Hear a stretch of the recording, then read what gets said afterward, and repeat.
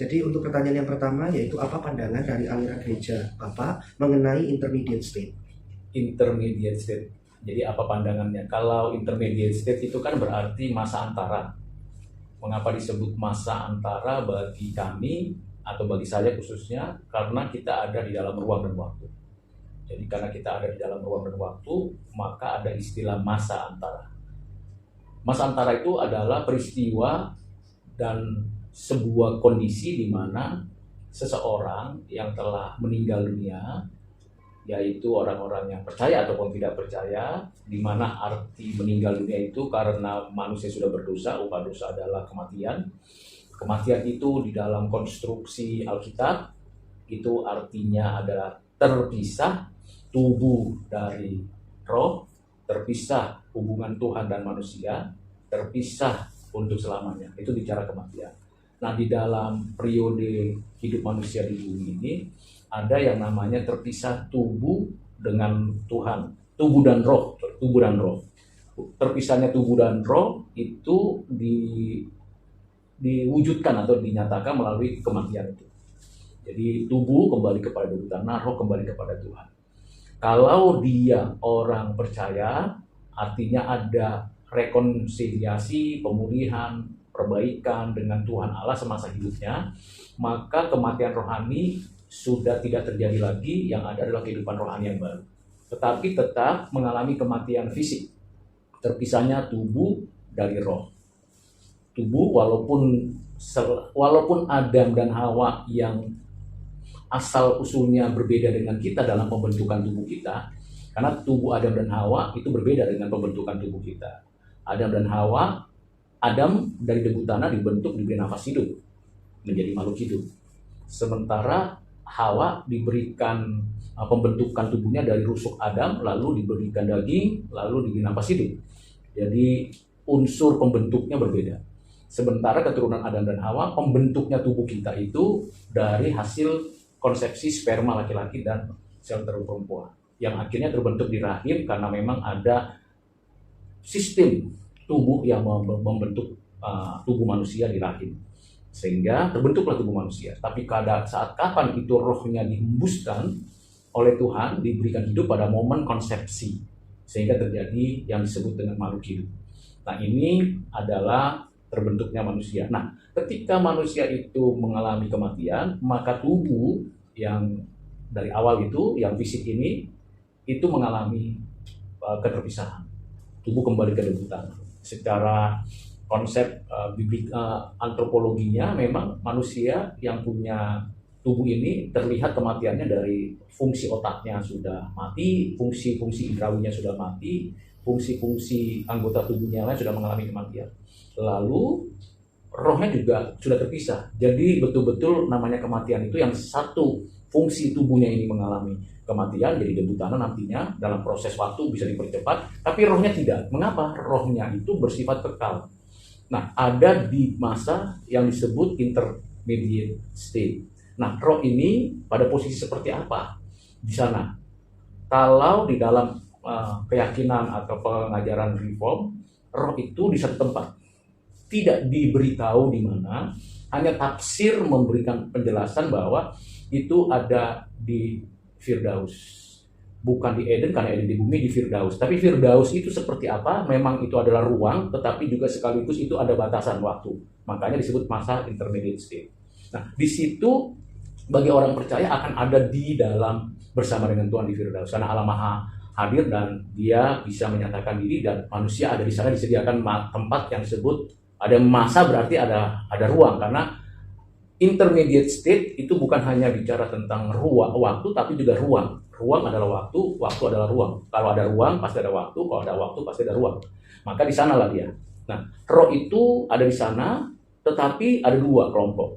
Kelompok pertama adalah orang yang tidak percaya, itu yang disebut masuk ke dalam Hades, dunia orang mati, dan satu di dalam dunia orang hidup yang kita percayai sebagai Firdaus. Nah, dalam keadaan apa roh itu di sana? Dalam keadaan apa? Tadi berada di satu tempat dan ruang, bahasa dari waktu dan ruang di situ. Tapi dalam keadaan apa? Kalau di dalam pemikiran teologi reform itu dalam keadaan mereka yang meninggal ini sadar.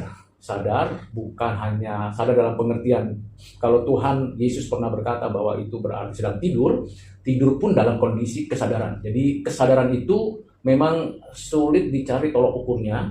Kalau kita istilah sadar itu kan berarti seperti kita sekarang sedang bercakap-cakap sadar bahwa ada realitas yang lain, ada entitas yang lain, ada kondisi yang ada. Tapi di sana juga sadar. Itu dapat terlihat dari pengajaran Tuhan Yesus mengenai di pangkuan Abraham dan orang yang ada bukan di pangkuan Abraham, di api neraka. Ada kesadaran dari orang yang di neraka itu bahwa mereka mengalami kengerian dan mencoba untuk berkomunikasi dengan Bapak Abraham yang memangku Lazarus yang sudah menerima hidup yang kekal, rohnya. Lalu di sana minta supaya keluarganya diselamatkan dan diberitahu bahwa di sini tuh mengerikan. Berarti secara tidak langsung Tuhan sedang mengajarkan ada kesadaran. Nah, jadi kalau kita tanya apakah di masa intermediate state itu entah ruang dan waktu dalam satu kesatuan itu apakah ada kesadaran. Jadi bukan tidur tanpa kesadaran, bukan sesuatu yang hilang ingatan atau sesuatu yang lenyap, tetapi ada kesadaran. Nah, bagaimana kita memahami ada kesadaran sementara kita di dalam waktu sejarah, ini ada kesadaran di sini satu sisi, di sini kita dalam ruang waktu sejarah, kemudian Tuhan yang maha hadir, tidak dibatasi ruang dan waktu, itu hadir di dalam posisi kondisi dua, kita masih dalam sejarah, dia ada dalam ruang dan waktu. Nah, tentunya kita memang tidak ada pengalaman empiris bahwa ada orang yang di dalam intermediate state turun ke dunia historis kita atau memberitahu bahwa di sana itu seperti ini, tidak ada. Kecuali tadi kasus yang saya katakan mengenai Yesus menceritakan tentang ada seorang yang duduk di pangkuan Abraham dan orang kaya yang berada di dalam perapian neraka itu. Nah, paling seperti itu penjelasannya intermediate state. Jadi kami meyakini bahwa itu ada. Mengapa meyakini itu? Sebenarnya itu bagiannya seperti ini. Kalau kita di dalam konteks waktu, maka kita kan menunggu sampai kedatangan Tuhan kembali di akhir zaman. Sekarang kan di zaman akhir dan juga di zaman permulaan dari Adam sampai sekarang. Nah, kita kan menunggu, kita menanti, kita menjalani proses perjalanan hidup berganti generasi, berganti zaman, berganti abad. Tetapi di sana bersifat kekal. Bagaimana mengoneksikan, merelasikan antara yang bersifat kekal yang juga sedang menanti dengan kita yang juga sedang menanti. Jadi di sini memang ketahuanlah bahwa kita memang makhluk terbatas yang dibatasi oleh ruang dan waktu, paling tidak di sana juga begitu. Nah, di dalam konteks intermediate state di sana apakah ada aktivitas lain? Jawabannya tidak ada aktivitas lain. Karena manusia tanpa tubuh bukan manusia, itu malaikat. Sementara malaikat bukan manusia bukan malaikat. Tapi ada satu masa di mana manusia tidak memiliki tubuh. Ada satu masa manusia tidak memiliki tubuh jasmani, yaitu di intermediate state. Dan pada masa itu tidak ada pergerakan atau aktivitas lain selain kesadaran saja. Dan tidak ada mengubah apa-apa. Berbeda dengan nanti kalau sudah akhir zaman, maka diberikan tubuh yang baru. Entah tubuh binasa atau tubuh mulia. Nah, itu menjadi menarik sebenarnya, itu misteri. Kita bisa merekarkan, nah karena itu misteri, maka ada banyak orang yang memberikan pendapat-pendapat. Ada yang mengatakan, oh di sana itu hilang, lenyap, menyatu, dan sebagainya. Ada yang berpendapat, oh di sana itu tidur tanpa kesadaran. Oh di sana itu semua yang sulit di sini hilang di sana, lalu yang di sana akan mulai baru. Itu semua bagian dari tafsir terhadap masa intermediate state. Walaupun di dalam Alkitab nggak ada istilah itu. Secara urufiah nggak ada. Hanya kita menantikan, ada dua peristiwa di dalam kitab Ibrani, kita yang menantikan di dalam masa di mana kedatangan Tuhan, dan mereka yang menantikan yang dianggap sebagai saksi-saksi di dalam dunia roh. Nah, kata menantikan inilah yang membuat kita memiliki perbedaan. Yang satu kita menantikan di dalam sejarah di mana kita mengenakan tubuh ini, dan yang satu menantikan di mana sudah tidak ada lagi tubuh dan nanti akan ada tubuh. Nah, ini menjadi menarik sih. Kira-kira begitu dulu pandangan yang boleh saya sampaikan. Oke, mungkin saya sedikit ini ya Pak. Berarti Bapak lebih setuju ke pandangan yang seperti pada Lukas 16 itu ya, kalau nggak salah, tentang Lazarus dan orang kaya itu ya, untuk masa intermediate state. Dan kalau nggak salah juga Bapak menekan tadi yang konsep soul sleep juga ya. Soul sleep ya. Nah, soul sleep itu sebenarnya kan ya banyakan itu kan dari saudara kita dari komunitas Anabaptis ya. Dan beberapa juga teolog yang mengatakan itu soul sleep. Sebenarnya itu sedang menggambarkan karena Tuhan mengatakan ini anak ini nggak mati, dia sedang tidur. Tetapi dalam konteks waktu itu di dalam masih ada tubuh. Masih ada di dalam tubuh. Sementara kalau yang Lazarus dan orang kaya itu tidak di dalam konteks tubuhnya masih ada di situ. Nah ini menjadi ya pemahaman yang lebih kritis seperti itu. Oke, baik. Mungkin kita lanjut ke pertanyaan selanjutnya Ya, ya, Pak ya. silakan. Makin seru jadi ya. Oke, kalau pertanyaan keduanya ini Pak, ini mengenai langit dan bumi yang baru gini. Kira-kira apa pandangan Bapak, maksudnya pandangan Bapak setelah aliran gereja Bapak gitu tentang langit dan bumi yang baru yang akan datang itu? Ya, kalau bicara langit dan bumi yang baru sebenarnya bicara tentang akhir dari apa yang Tuhan rancang, tapi juga awal apa yang Tuhan sudah sediakan. Jadi Tuhan pencipta langit dan bumi dan segala isinya di awal sebagai creator. Ternyata di dalam sejarah manusia jatuh, kemudian ada penebusan, ada masa yang disebut langit dan bumi yang baru. Nah, langit dan bumi yang baru itu berarti ya ada beberapa pendapat. Tapi pendapat daripada pemikiran teologi reform yang saya anut dan saya percaya adalah bahwa bumi ini dan segala isinya ini itu akan mengalami beberapa hal dalam waktu yang bersamaan ketika Tuhan datang. Yang pertama adalah penghukuman. Bumi dan segala isinya mengalami penghukuman dan langit dan segala isinya mengalami penghukuman pada waktu Tuhan datang. Saat yang sama juga Tuhan memulihkan, melakukan yang disebut recreation. Jadi ada penciptaan baru seperti layaknya waktu Tuhan menciptakan yang pertama kali. Tetapi waktu Tuhan menciptakan pertama kali itu kan creatio ex nihilo. Jadi tidak ada menjadi ada. Kalau ini adalah semacam pemikiran bahwa ini nanti berkelanjutan, continuity. Apa yang kita tabur di sini yang baik akan berkelanjutan di bumi yang baru, di langit yang baru. Jadi langit dan bumi yang ada ini tidak lenyap, habis, nihil. Tidak demikian. Tetapi juga bukan berarti apa yang ada di langit dan bumi yang sekarang itu akan berkelanjutan semua. Ada yang tidak berkelanjutan dan ada yang berkelanjutan. Itu dijelaskan di dalam 1 Petrus 3. Di dalam tulisannya Rasul Petrus memberikan 3 bagian. Yang pertama tahap kejadian, peristiwa kejadian manusia diciptakan, alam bumi dan segala diciptakan, lalu ada penghukuman dari Tuhan karena keberdosaan manusia, diberikan air bah dan semua wajah bumi berubah, mengalami perubahan. Ada binatang yang punah, ada manusia yang akhirnya dihukum dan tinggal 8 orang, 4 pasang, yaitu Nuh, istrinya, Sem dan istrinya, Ham dan istrinya, dan kemudian Yafet dan istrinya. Mulai yang baru, mulai ada di sana covenant, dan sampai nanti kedatangan Tuhan, dilenyapkan atau dihukum Tuhan kembali dengan api, bukan dengan air. Nah, kita lihat dengan api, bagaimana bisa terjadi, bisa jadi meteor yang jatuh, ataukah ada memang sesuatu peristiwa alam yang mengenaskan, yang tapi semuanya nanti akan mengalami perubahan sesaat, dan saat yang sama akan Tuhan berikan bumi yang baru, yang mana nanti di bumi itu ada kota Yerusalem yang turun dari surga, dan itu satu tempat yang sangat luar biasa yang berbeda dengan yang sebelumnya. Jadi ada kontinuitas, ada diskontinuitas. Jadi itu tidak lenyap, tidak habis. Memang ada di dalam kitab Wahyu itu seperti digulung gitu, gulungan langit ini digulung, lalu nanti dihukum Tuhan, lalu dibuka lagi gulungannya buat yang baru. Jadi kalau dikatakan kalau perjanjian lama dari awal itu creatio ex nihilo, kalau ini adalah new creation continuity, ada kehidupan yang baru. Nah, di situ di langit dan bumi yang baru, orang-orang percaya akan mengalami hidup yang tidak mungkin berdosa. Tidak mungkin berdosa dan tidak mungkin jatuh lagi dalam dosa, tidak mungkin berbuat dosa. Nah, itu langit dan bumi yang baru. Nah, bagaimana kondisinya saat itu? Di dalam kitab Wahyu dijelaskan bagaimana kita bersukacita, bisa menikmati hidup dengan penuh kegairahan, bekerja dengan baik, sama seperti yang dinubuatkan oleh Yesaya juga ada, Yeremia juga ada mengenai hidup baru di langit dan bumi yang baru. Bagaimana realitasnya? Konkretnya seperti apa?